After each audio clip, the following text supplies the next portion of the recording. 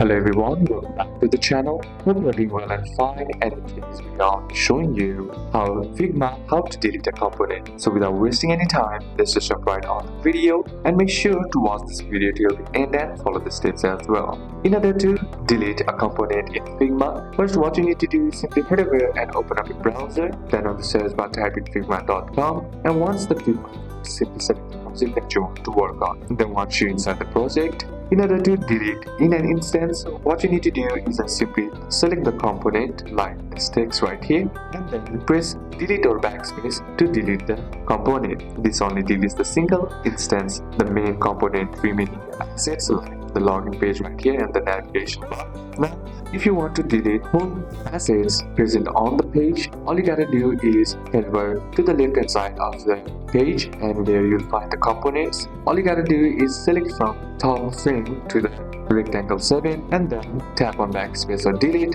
and that will delete the whole assets on the page. So these are a couple of steps that you can apply. That's it for today's video, guys. Hope this video was useful to you. Leave a like if it did, comment down any questions that you have, and see you soon on the next one.